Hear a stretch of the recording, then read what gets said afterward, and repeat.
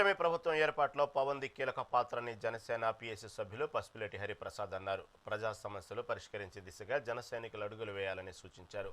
రాష్ట్రంలో 26 జిల్లాల్లో 36 కళల ప్రాజెక్టులు ఉన్నాయన్నారు. అన్ని కళలను అభివృద్ధి చేసేందుకు పవన్ కళ్యాణ్ కృషి చేస్తున్నారన్నారు. పవిత్ర పుణ్యక్షేత్రమైన అహోబిలం కట్టడాల శిల్ప కళాకారులు ఆళ్లగడ్డవాదులు కావడం గర్వకారణమన్నారు.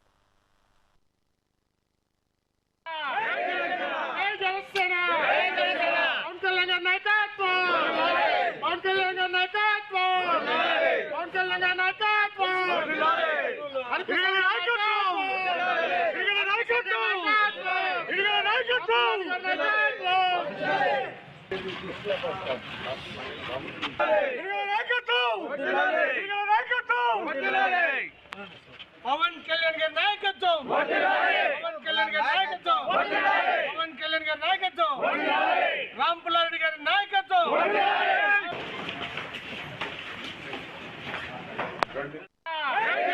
మనం ప్రభుత్వంలో ఉన్నాం. ఈరోజు భారతీయ జనతా పార్టీ ప్రభుత్వంలో, అలాగే తెలుగుదేశం, అలాగే ఈక్వల్గా జనసేన కూటమి ఎన్డీఏ ప్రభుత్వంలో ఉన్నాం. మనకు ఖచ్చితంగా భాగస్వామ్యం.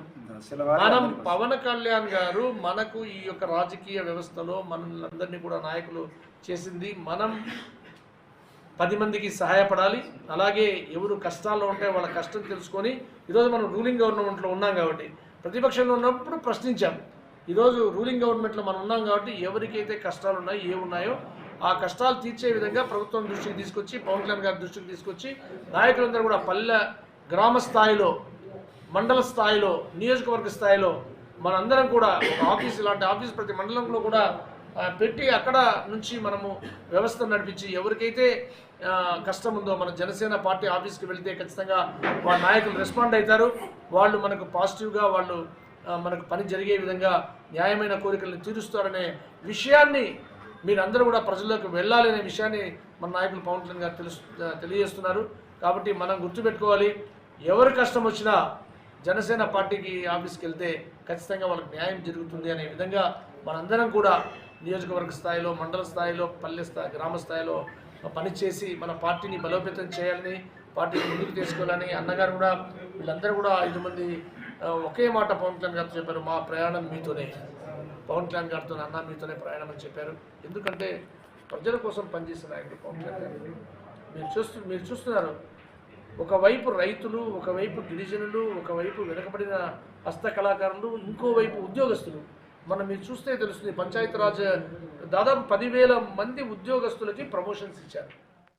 గౌరవనీయులు హస్తకళల రాష్ట్ర హస్తకళల చైర్మన్ మరియు పిఎస్సి మెంబర్, మా జనసేన పార్టీ పిఎస్సి మెంబర్ గౌరవనీయులు అనేటువంటి ఈరోజు ఆలగడ్డకు రావడం ఒక అలాంటి జనసేన పార్టీకి ఒక శుభదినం, తీరా తాలూకా కూడా.